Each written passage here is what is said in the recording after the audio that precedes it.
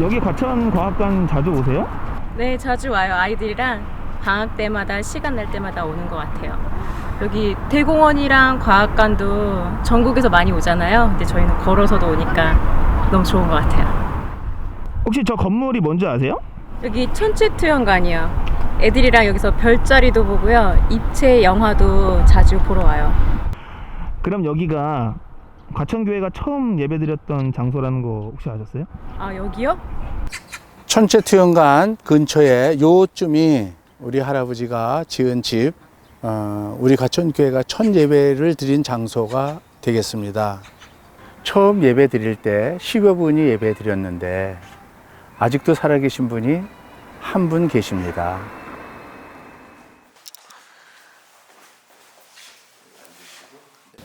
이 기증 할아버지 큰 며느리. 우리 초까지 배우고 야중에 30간이래 집이. 가운데가 둥그렇게 지어가지고 집이 무척 컸었어. 그새 처음에 사람 방에서 드렸어. 동네 사람 믿는 사람 하나도 없었어. 몇 명한데 처음에 믿을 때는 우리만 한자 믿은 거야. 그냥 동네 사람이 수군거리고 예배 드린다고 성도를 보고 그랬다고 그때. 제가 교회 창립할 당시에는 엄마 뱃속에 있었고요.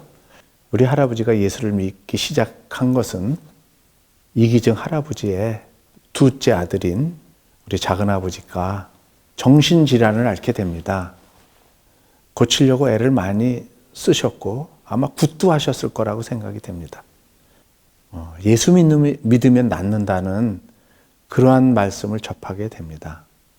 그래서 우리 작은아버지를 데리고 현재 의왕시에 있는 하그리 성결교회로 데리고 가서 예배를 드리게 됩니다. 그때 우리 작은아버지 그 정신질환이 나았어요. 집안에 모셔뒀던 터줏대감 항아리를 예수 믿겠다고 길바닥에다가 깨트려 버리시고, 그리고 그 원래 과천이 한양에서 가까운 거리라고 그 아전들이 무지하게 드셨어요. 그래서 서울이 무섭다, 과천부터 긴다 하는 말이 거기서 나기 시작한 거. 그래서 기독교를 받아들이지 않아가지고 3번씩이나 선교사가 왔다가 매맞고 쫓겨간. 그 당시에는 이 과천 일대가 이 관악산에 절이 많고 음력 정월 되면 절에 올라가는 그 아주머니들이 그 보따리를 이고 이렇게 무슨 정성들이로 올라가는 사람들이 상당히 많았어요. 사람들이 생계를 밭에 의존해서 살면서 나무에다가 저 상도동 흑석동으로 내가 또 팔고. 100년이 넘는 역사를 가진 과천초등학교 앞에 와 있습니다. 1949년에 박인규, 윤태식 선생님이 먼저 예수를 믿던 사람들이었고, 이들을 통해서 노회에 청원을 해서 부린마을에 있는 부림교회의 조원국 전도사님을 모셔다 예배를 시작하게 됩니다. 1950년 2월 2일 과천면 막계삼리 308번지 이기증 시집 사랑채에서 10여 명의 성도가 모여 과천교회 첫 예배를 드립니다. 그러나 이렇게 예배를 드리기 시작하고 얼마 지나지 않아 6.25 한국전쟁이 발발합니다. 그 6.25 날이 주일날에서 예배 드리려고 나고 이제 그 이기정 씨네 그로 이제 오는데 봐서 남타랑 꼭에 피난민들이 나오고 있었어요. 6.25 난 여름이지. 그 비행기가 뜨면 고사포라고 그러죠. 그 서울에서 고사포를 얼마나 많이 쐈는지 몰라. 하늘이 그냥 구름처럼 이렇게 울릴 정도로 많이 쐈다고. 또 저희 할아버지께서 머리에 파편상을 맞으시고 돌아가셨어요. 그리고 또 교인들이 흐트러지고 피난 생활도 하시고 그러면서 아마 예배가 중단된 걸로 알고 있습니다. 그렇죠. 그때는 이제 예배를 못 드렸죠. 그러고 이제 일사후퇴 나고 나서부터 예배 드렸지. 기억나도 여기 있고 저 과천에 그 누구네야 초가집에 윤이네인가? 그냥 이칸방 뺑 돌려서 예배를 보고 창호지다가 이제 거기다 찬송가 제 적어갖고 그거 가리키면은 이제 우리들 같이 앉아서 이제 예수께서 오실 때 거기 하신 보배 이제 이런 것들을 불러갖고 예배를 본 거 그거. 맨 처음에 교회를 나간 거는 우리가 교회를 나간 게 아니라 관악산 절을 다녔어요. 근데 이제 우리 어머니가 정신 저걸로다 그 뭐라 그럴까 귀신 저걸로다 아까 이제 굿도 1년에 두세 번씩 하고 그래도 안 되고 이제 피살을 하고 있는데 미국 여자가 와서 교회 나가라 그래서 그 나가니까 그때부터 이제 그 귀신이 어머니가 그 아프고 죽고 떨고 이러실 때 할 때 그 귀신이 그때서 물러나더라고. 과천교회는 처음부터 마을교회였습니다. 해외에서 오신 선교사님들이 몇 차례 이곳에 교회를 세우려고 노력했으나 뜻을 이루지 못할 만큼 척박한 땅이었는데요. 이 지역 주민 중에서 특별한 어려움을 갖는 분이 하나님의 특별한 은혜를 체험한 그런 과정을 통해서 교회가 세워졌습니다. 이 마을 주민들의 자발성에 의해서 교회가 세워졌다, 그렇게 볼 수 있겠죠. 해서 과천교회 70년 역사는 이 마을 사람들의 이야기이고 동시에 그이들 통해서 이루어 오신 하나님의 구원 이야기다, 그렇게 생각합니다. 전쟁 이후 성도들은 예배드릴 곳이 없어 이곳저곳으로 옮겨 다니며 예배를 드립니다. 1954년 성도들이 다시 힘을 모아 닭장을 수리하여 가마니를 깔고 예배를 드리게 되지만 1년도 채 되지 않아 홍수로 인해 쓸려가 버립니다. 1956년 관문리 262번지 땅을 매입하여 그곳에 흙벽돌을 쌓아 올려 가축우리보다 조금 나은 공간을 만들어 다시 예배를 드립니다. 그리고 그 다음 해인 1957년 4월 본격적으로 예배당 건축을 시작합니다. 이후 24평 흙벽돌 건물을 완성하기까지 2년 반이 넘는 혹독한 시간을 보냅니다. 그 겨울에 가서 그 돌 다 주워다가 그거 줬어. 24평 줄 때. 저 벽돌, 흙벽돌 그걸 저 전도사님하고 엄청 그걸 내가 일을 많이 했어요. 그 흙 일을. 그럼 비 올라 그러면 집에서 일하다 말고 거기를 뛰어 넘어가서 그 전도사님하고 둘이 쌓아서 가달 만들어가지고 딱 눌러가지고 보르코 찍는 걸 그런식 찍는 거라 흙으로다가 말레 또 쌀 거 아니야? 말레 비가 오는 거라 그럼 또 알아쳐 무너지고 중학교를 가니까 그게 다 무너지는 거라 두 번이가 내가 받아. 그래서 그 시간 아마 2년 3년 걸렸을 거야 아마. 어떻게 비가 많이 오르느니 만들어 놓으면 제대로 덮지도 못하니까 깨지고 하고 그 어떤 때는 늦가을 초겨울에 하면 밤에만 했으니까 낮에는 집에서 또 일해야지 햇불 들고 사람 작업한다고 그때는 지소에 불려가고 기도했고 그러다가도 또 함석을 제대로 덮지 못해서 다 쌓아놓은 게 무너진 적도 있었고 그래요. 제가 봤을 때 여기쯤 그래서 하도 요 건물 어디쯤 될까 아마. 네, 관리사무소는 저기 있지만 그게 요 정도 될 거야 아마. 요 정도 우리 여기에 있었으면 있을 거로 기억이 돼요. 난 막거리가 내 이 새술막이라는 데 살았어. 이게 또 이 길이 전제 옛날 길이야 이게.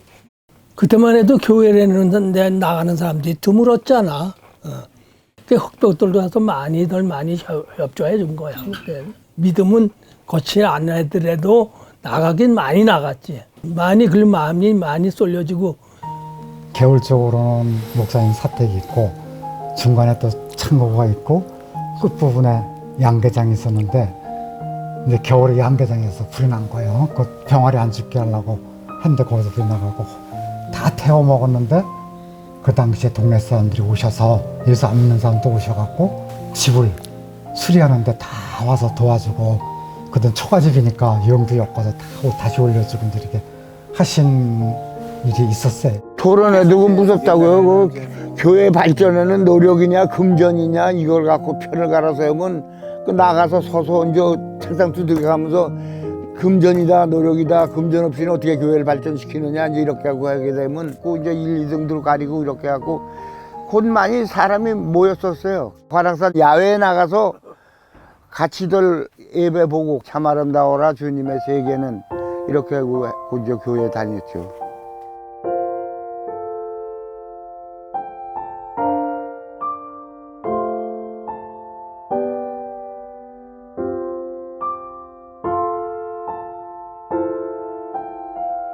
그때는 교회의 흐름이 저건 어느 교회고 모임이 있으면 회지를 만들었어. 회지.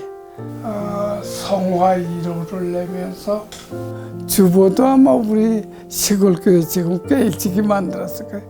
전도사님이 이제 그냥 무반주로 가르쳤어요. 저 반주도 없이.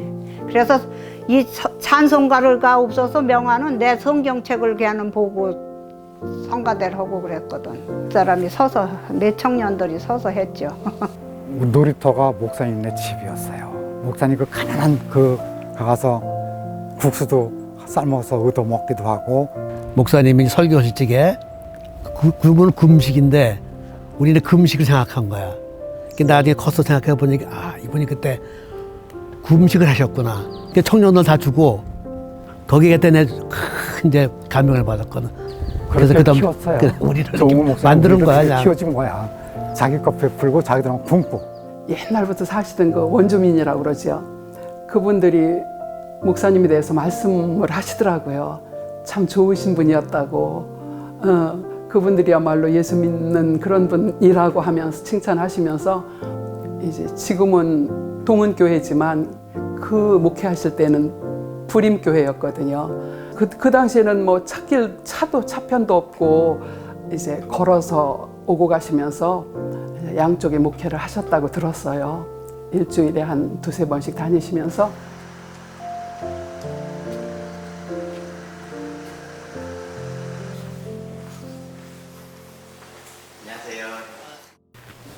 네, 여기가 이제 우리 교회 그 당회실 사료 보관함인데요.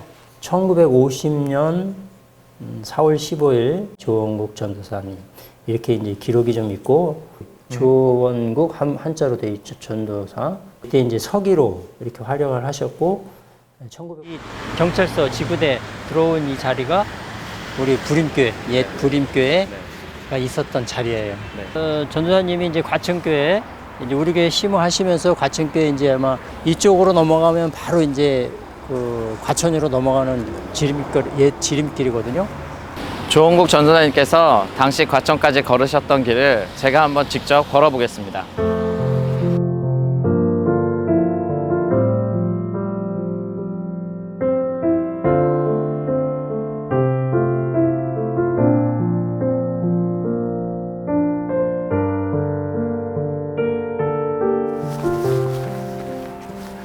조원국 전도사님께서 일주일에 2번이나 이 길을 왕복하셨다니 직접 걸어보니 세상 감사한 마음이 드네요.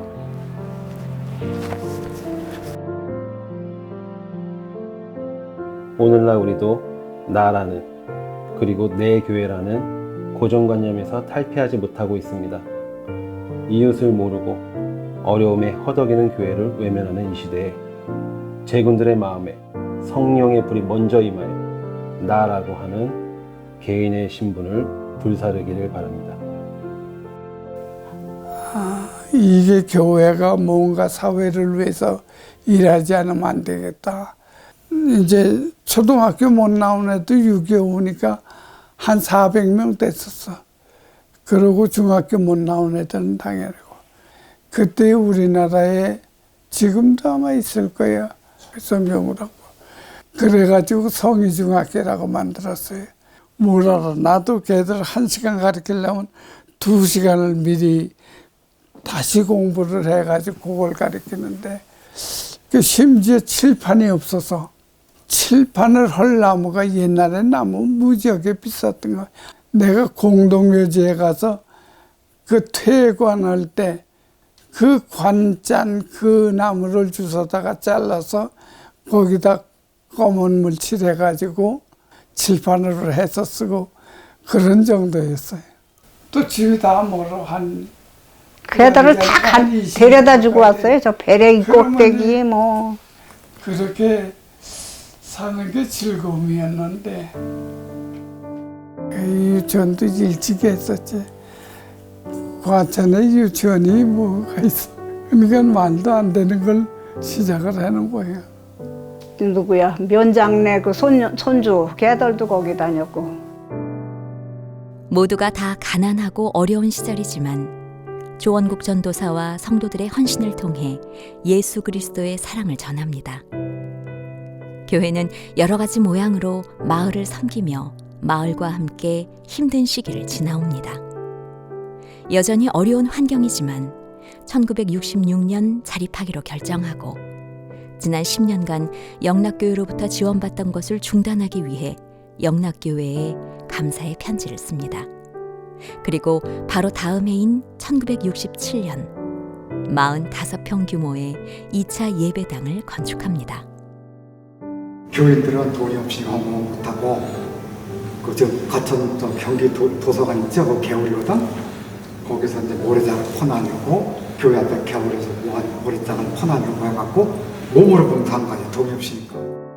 조원국 목사는 17년간 교회와 마을을 위해 헌신한 끝에 과천교회 제1대 담임 목사로 위임을 받습니다.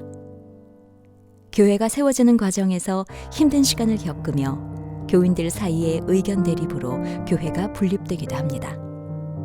1972년 조원국 목사가 고혈압으로 쓰러지면서 그 후로 약 7년 동안 제2대 목사인 황태주 목사를 비롯하여 20여 명의 교육자들이 과천교회를 거쳐갑니다. 1978년 8월 70년대 중반에 들어서도 여전히 시골 마을 같던 과천은 신도시 대상 지역으로 선정되면서 큰 변화의 시기를 맞이합니다.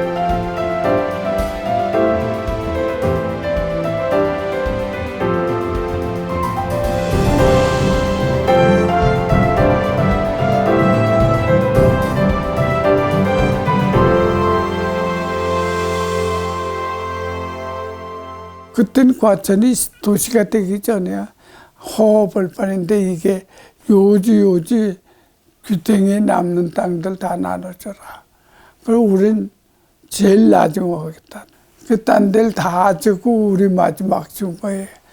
그리고 우리 지금 과천교회 있는 장소가 옛날에 일제 때 신사참배가 있던 곳이야. 김찬식 목사님 그 열정은 굉장하지. 한 번도 새벽기도도 딴 사람을 안 줬어.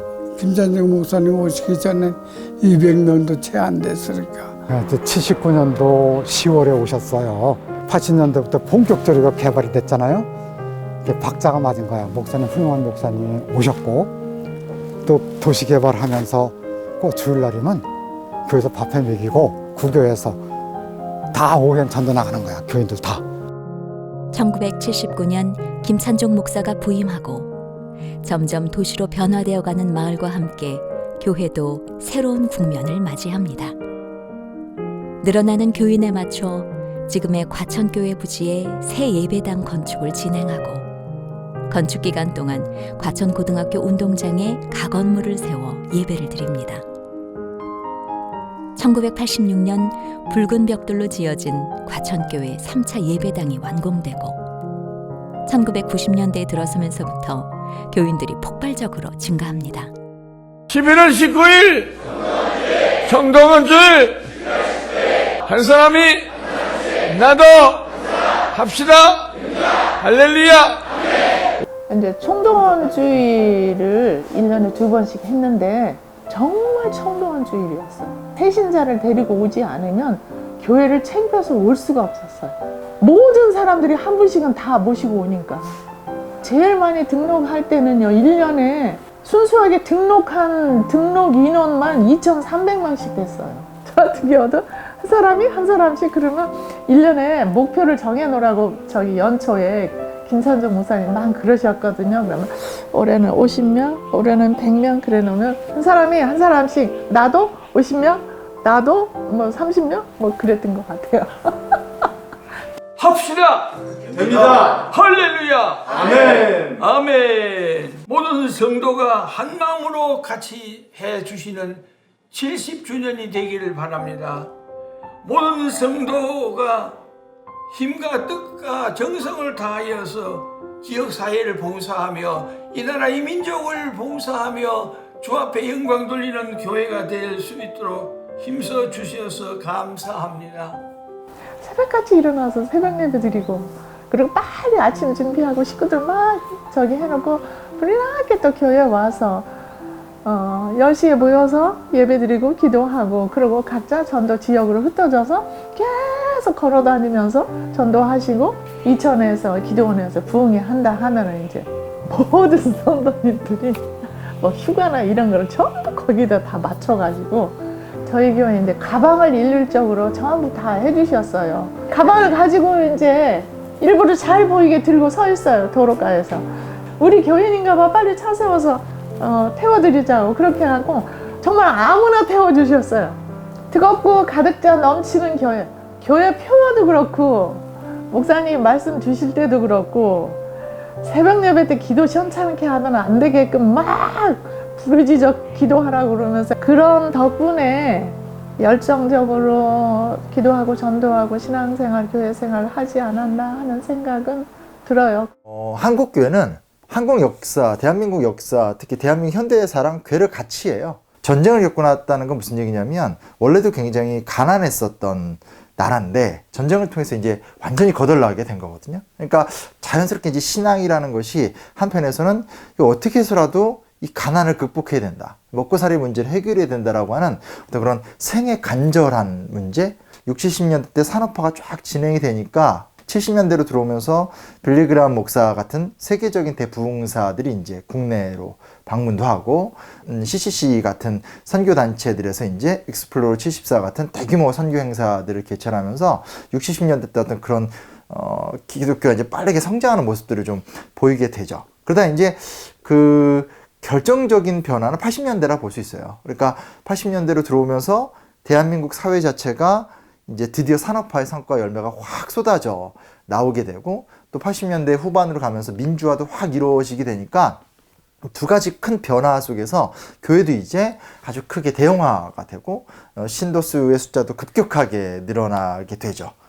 도움을 받던 교회가 김찬종 목사님 부임 이후 본격적으로 도움을 주는 교회로 출발하게 된 것입니다. 이웃, 지역사회, 노회, 교단, 세계를 섬기는 교회로 나아가게 된 것입니다.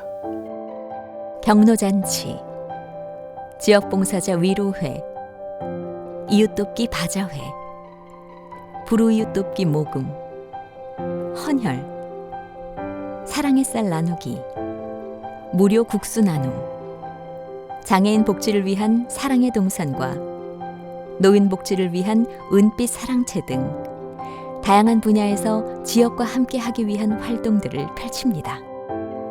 목사님께서 예배가 끝날 때 이런 기도로 끝난 것이 생각이 납니다. 그리스도의 군병과 종으로 봉사와 선교의 사명을 다하기 위하여 세계 속으로 나아갈지어다 라는 구절이 있는데, 이 목사님의 그 말씀 중 세계 속으로 나아갈지어다 라는 것이 내 마음속에 아주 와닿았었습니다. 상계, 분당, 수원, 사당, 천안, 안산, 봉화 등의 개척교회를 세웠고 326개의 농어촌 미자립교회를 지원합니다. 1990년대 초반부터는 기독교 민간단체와 협력하여 북한 선교를 시작합니다. 한반도를 넘어 1992년 중국 북경에 선교사를 파송하면서 2010년까지 러시아, 인도네시아, 콜롬비아, 베트남, 홍콩, 멕시코에 선교사를 파송합니다. 그리고 남아프리카 공화국, 나이지리아, 몽골, 인도, 파키스탄, 이스라엘에 나가 있는 협력 선교사를 후원하고 탄자니아, 캄보디아 등의 크고 작은 교회들을 세웁니다. 작은 촌에 세워졌던 교회가 어느덧 지구촌까지 품는 교회로 성장합니다. 산업화의 성장 속에서 교회도 같이 성장해 왔다는 얘기는 또 뒤집어서 얘기하면 무슨 얘기냐면 사회적 책임, 사회적 관심 이런 것이 굉장히 약할 수밖에 없어요. 지금 내가 먹고 살기도 힘든데 어떻게 해서라도 좀 이 가족을 일으키고 우리 교회를 세우고 해야 되는데 등치는 크고 자산이 있고 이러니까 사회적인 요구는 높아져 가잖아요. 종교라는 게 좀 세상에서 좋은 일 해야 되지 않냐. 그리고 종교를 믿는다라면 당신들은 이 사회의 변화하는 가치 속에서 어떤 얘기를 해줄 수 있냐. 뭐 이런 것들이 이제 요구받는데 그런 거에 대한 이제 부응을 못하는. 그래서 원론적인 얘기 정도 하는 거잖아요. 뭐 우리가 세상 속에 나가서 승리합시다. 하나님의 나라의 복음을 가치를 이 세상에 전파합시다. 뭐 이 정도까지 얘기를 하지만 너무나 급변하고 있는 사회 속에서 세상과 상대할 수 있는 제대로 된 체질을 좀 길러내야 되지 않을까. 이제 교회가 다시 사람들을 만나고 지역사회로 들어가자라고 한다는 것은 실제로는 굉장히 우리 시대의 어떤 고민, 우리의 전 사회적 국가적 고민과도 맞닿아 있기 때문에 저는 굉장히 좀 좋은 거라고 생각을 해요. 2010년 12월 주현신 목사가 부임하면서 과천교회는 성장하는 교회에서 성숙한 교회로 체질 개선을 위한 변화를 시작합니다. 성도들의 삶과 가정에 더 가까이 다가가며 마을과 소통하고 함께하는 교회로 새로운 길을 걸어갑니다. 2013년 4월부터 교회 리모델링을 시작합니다. 매주 강당을 예배 장소로 준비하고 치우는 일을 반복하며 88주 동안 과천 중학교 강당에서 광야교회 예배를 드립니다. 주현신 목사는 교우들이 성숙한 삶을 살아갈 수 있도록 행복지기 세움터라는 정교화된 단계별 신앙훈련 과정을 만듭니다. 그리고 30, 40대 공동체인 30플러스 교구와 65세 이상 공동체인 은빛 교구를 만드는 등 새로운 체계를 세워나갑니다. 행복지기 세움터를 하면서 제가 많이 느꼈던 부분 중에 하나가 관점을 바꾸자, 관점의 전환. 그전에는 개인적으로 볼 때 나 중심의 그 신앙생활에서 하나님 중심으로 가는 그 신앙이 어떤 것인지에 대해서 배우게 되었고, 전도하면은 무조건 안 믿는 분들이 교회에 오게 하는 거가 전도라고 그렇게만 생각했는데, 마을에 나가서 우리 삶으로 주님을 보여주는 거, 그게 바로 그 전도이고 선교이다. 그게 바로 선교적인 삶이다. 그런 거를 많이 배우고 느꼈어요. 사실 교회 자체가 하나의 마을인 거죠. 저는 과천교회를 40년 동안 다녔는데 어렸을 때 저를 누군가가 교회에 나오면은 돌봐주시고 친구들이 있고 국수를 주고 그렇게 자라온 마을인 거고, 육아를 더 많은 시간을 직접 책임져야 돼요. 예전에는 그냥 동네에 그냥 애들 그냥 나가면 그냥 친구들 만나서 노는 거잖아요. 안심하고. 근데 지금은 어쩔 수 없이 부모가 더 많은 시간을 아이들과 같이 보내야 되고, 뭐 독박 육아라고 하죠. 어떤 면에서 보면 풀타임 케어를 해야 되는 입장인데, 이 30대의 부모들이 그 육아의 부담을 견디기가 너무나도 힘든 거죠. 그렇기 때문에 더 모여서 같이 그런 것들을 안심하고 나눌 수 있는 공동체가 필요하고, 그런 정보들을 교류하고 서로 이제 도움을 받을 수 있는 그런 커뮤니티가 더 필요한 거죠. 사실 그래서 30플러스라는 모임 자체가 교회라는 마을 안에서 이제 주축 세대로서 어떤 세대 간을 아우르는 역할을 사실은 자연스럽게 하고 있는 거고, 이 모임 자체가 있음으로 해서 저희가 오히려 그것들을 각각 떨어져 있을 때보다 더 강하게 느낄 수 있는 것 같습니다. 1990년대, 2000년대 한국교회의 CCM 문화로 대표되는 대형교회들을 중심으로 해서 정말 청년부들이 많이 성장했었고, 근데 지금 와서 던지는 질문은 그 청년들은 지금 다 어디 갔느냐. 저희가 30플러스라는 모임을 2011년 12월에 만들어서 올라왔을 때 던졌던 질문이기도 해요.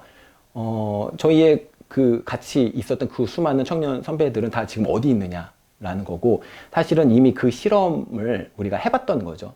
사실은 새로운 어떤 모임이 필요하다라는 필요성을 이미 그때 느꼈던 거고, 그렇게 해서 한번 시작해 봤던 게 이제 30플러스 모임입니다. 서로 가까이 살지만 다른 역사와 문화를 가진 사람들을 존중하고 이해하도록 교육하고 도움을 주기 위해 탈북민 선교, 통일선교 학교를 시작합니다. 그동안 해오던 마을에서의 활동들을 좀 더 세심하게 다듬고 마을 주민들이 참여할 수 있도록 다양한 분야에서 새로운 활동들을 만들고 진행합니다. 마을 곳곳의 복지를 위한 하늘행복 나눔재단, 마을 아이들을 위한 문화 프로그램인 아기학교와 토요학교, 청소년들을 위한 대안교실 힐링센터와 과천스타, 지역 문화를 풍성하게 하는 작은 음악회 등은 마을 주민들의 많은 관심 속에 진행됩니다. 제가 2015년부터 이용을 했는데 사실 저희가 제가 아들이 둘인데 둘째 아들이 약간 발달 장애가 있어요. 그래가지고 그 친구 때문에 휴직을 하고 이제 여러 가지로 심리 지원 이제 프로그램을 찾다가 보니까 사실 지인들이 말해준 거예요. 과천시에 이런 프로그램이 있더라 해가지고 들어가 보니까 있어서 하늘행복 나눔재단. 저는 사실 과천에 오래 살았지만 처음 들어본 거예요. 그 프로그램을 하게 됐어요. 근데 이제 사실은 그게 일반 사설센터에 있기는 한데 사설센터는 당연히 금액도 되게 비싸고 대기도 너무 길어서 좀 엄두가 안 났었거든요. 근데 이제 여기 있다고 했는데 마침 연락도 빨리 와서 되게 좋았죠. 근데 이제 선생님이 소위 말한 초짜가 아니라 되게 이제 괜찮으신 분이었어요. 그래서 그때 엄청 도움이 됐어요. 그래서 너무 그렇게 조급해하지 말고 애를 있는 그대로 받아들여라. 근데 그게 되게 쉬운 말이잖아요. 잘 안 되거든요. 사실 잘 안 돼요. 그거를 그 선생님을 통해서 1년 좀 넘겠나? 그걸 많이 배웠어요. 되게 위로를 받았거든요. 안녕하세요. 저는 과천중앙고 2학년 정다빈입니다. 제가 작년에 예선을 탈락해서 많이 아쉬웠는데 사실 과천스타는 시즌2까지는 과천교회 중고등부 학생들의 찬양대회였어요. 그러다가 시즌3부터 교회 안에서만 하지 말고 과천 인근 지역 청소년들에게도 끼와 재능을 펼칠 수 있는 그런 기회를 주면 좋을 것 같다라는 생각으로 새롭게 기획을 하게 됐죠. 처음에는 교회에서 이런 거 해도 될까 하는 그런 걱정들이 많았었는데 요즘은 과천 지역 청소년들은 모르는 친구들이 거의 없을 정도로 과천스타는 고등학생이나 중학생 친구들한테 되게 유명하고요.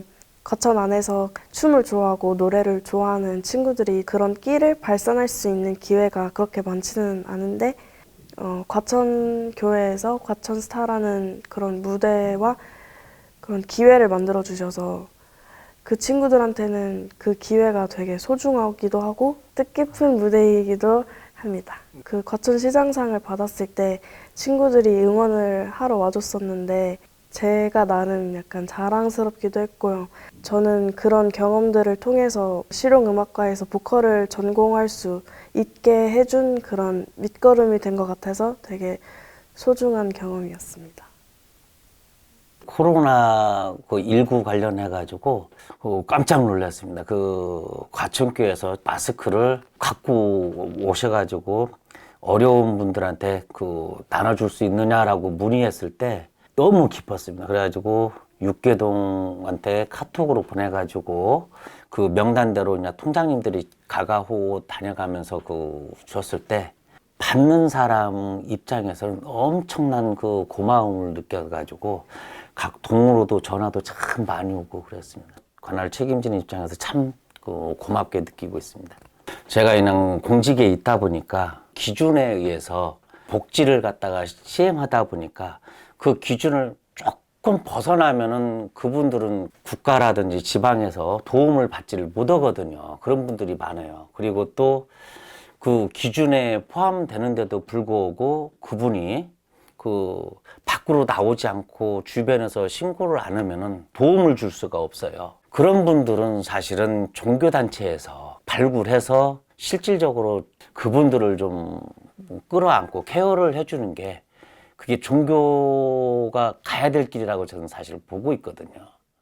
세상이라는 것이 지금은 과거와 같이 단순화된 시대가 아니라 다양한 교양적 능력, 어떤 시민의 교양 뭐 이런 것들이 갖춰지고 기본적인 어떤 지성 같은 것들이 갖춰져 있어야지만 의견도 발휘할 수 있고 영향력도 행사할 수 있게 되는데 과연 교회의 크리스찬들 혹은 교회가 얼만큼 인문학적인 토대와 베이스를 위해서 투자하고 기다려주고 그들의 자유로운 고민과 어떤 그런 균형을 찾아가기 위한 방황 같은 것들을 좀 용납해주고 있는가, 이런 부분에 대해서도 좀 고민을 해봤으면 좋을 것 같고, 사회 참여적인 부분도 마찬가지라는 생각이 들어요. 이게 가면 갈수록 정확한 정답이 없어지는 부분들도 있거든요. 예전 같은 경우는 그냥 흑과 백, 옳은 것과 그른 것, 이런 게 있었다면 지금은 어찌됐건 다원화가 되어 가고 있고, 그 안에서 나는 환경 문제에 관심이 많아, 나는 여성 문제에 관심이 많아, 나는 인권 문제에 관심이 많아, 어떤 남북 관계 개선 문제에 관심이 많아, 이렇게 주제가 다양화가 되어 가고 있기 때문에, 그게 무슨 얘기냐면 각각의 이슈에 관심을 갖는 대로 그 안에서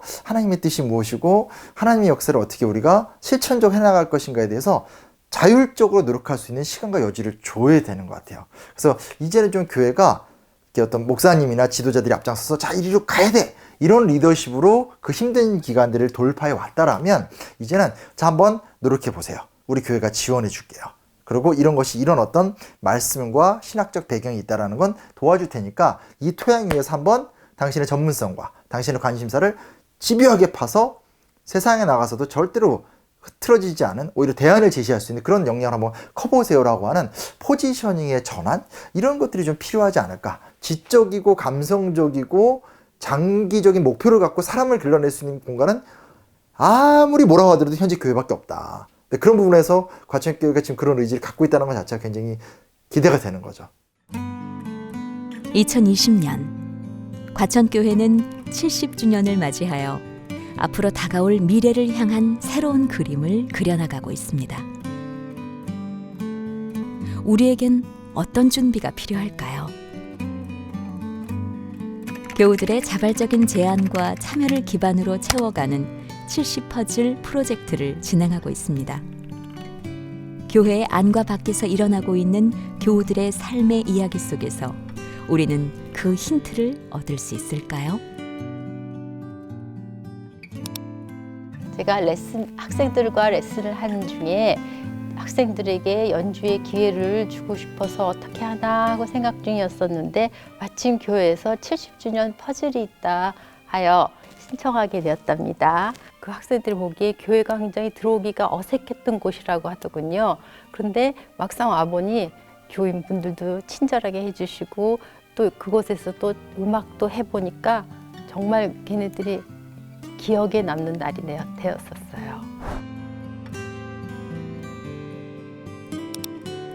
한국에 일하러 들어온 그 미얀마 청년들에게 커피를 가르치는 거고요. 그 친구들이 카페를 하는 것뿐만 아니라 교육을 할 수 있게끔 교육을 하고 있고요. 이제 저한테 커피를 좀 가르쳐주면 안 되겠느냐. 제가 할 수 있는 만큼은 해주는 거죠.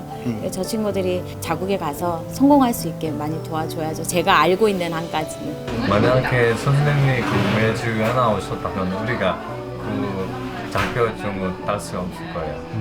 그래서 너무 감사합니다. 지역사회와 함께 살아가고 싶은 것을 고민하며 시작하게 된 사회봉사팀인데요. 과천에 정말 잘 사는 사람들과 행복하게 사는 사람들로 가득할 줄 알았던 그런 가정들이 직접 찾아가 보니 너무 외롭게 사시고 계셨고, 불편한 공간에서 생활하시는 분들을 만날 수 있었습니다. 그래서 내가 살아가는 공간을 제대로 보지 못했다는 사실을 알게 되었고, 함께 살아가는 이들이 덜 행복할 수 있다는 사실을 알게 돼서 어떻게 해야 다 함께 행복할 수 있을까라는 것을 고민하는 그런 시간들이 있지 않았나. 이 해피엔딩이라는 것에 대해서 관심을 가지고 그것을 공부하게 됐어요. 그래서 저희 교회 70주년 하나의 퍼즐로서 도움이 될까 해서 제가 이거를 프로젝트를 시작하게 됐습니다.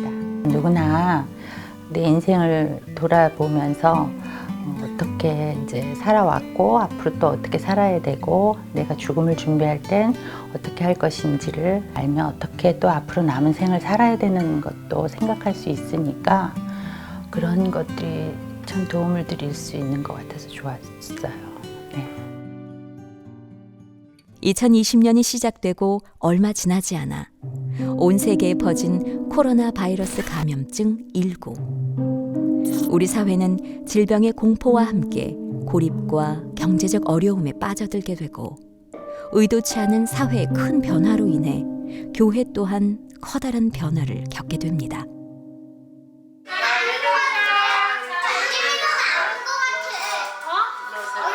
제가 그 예배를 세팅하기 위해서 컴퓨터도 놓고 막 소리도 블루투스로 연결하고 했었었는데 그러다 결국에는 한 30분 있다가 시작하는 경우도 있었고 그냥 현장에서는 사실 매일 일주일마다 한 번씩 돌아오는 예배 장소였고 애들 보내기 바빴고 그곳에서 실제적으로 얼굴을 대면하고 만나서 이야기하는 것들이 서로 삶을 나누고 또 악수하고 하는 것들이 많이 그립고 빨리 돌아갔으면 좋겠다는 생각이 많이 들었습니다. 장소가 바뀌고 그 유튜브라는 채널을 통해서 보게 되니까 그런 새로운 채널을 통해서 본다는 것 자체가 어떤 예배드린 자세라든지 예배에 대한 개념이라든지 이런 것들에 다시 한번 생각해 보게 되었고 몸은 떨어져 있고 또 교회라는 곳에 장소에 건물 안에 모이진 않지만 이 온라인을 통해서 또 연결돼 있고 우리가 또 공동체라는 것을 생각해 보게 되었고 교회라는 것이 꼭 그렇게 건물 안에만 한정되는 것이 아니라는 것을 새삼스럽게 한번 또 생각해 볼 수 있었던 기회였던 것 같습니다. 과천교회는 처음부터 마을과 함께하는 교회였습니다.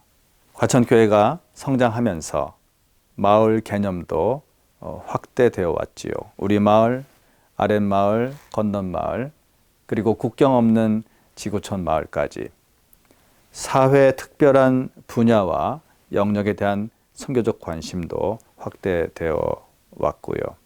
최근엔 스마트폰 안에 모든 마을이 다 들어있는 것 같습니다. 4차 산업혁명 시대에 접어들면서 가상공간, 인터넷, SNS, 유튜브에 이르기까지 마을의 개념이 넓어지고 있습니다. 과천교회는 처음부터 그랬듯이 지금도 마을과 함께하는 교회이고 마을 속에서 마을 사람들의 삶의 자리에서 하나님 나라 꿈꾸며 가꾸는 선교적 교회가 되리라 생각합니다. 여러분의 교회는 어디에 있나요? 여러분의 마을은 어디에 있나요? 우리는 지금 어디로 가고 있나요?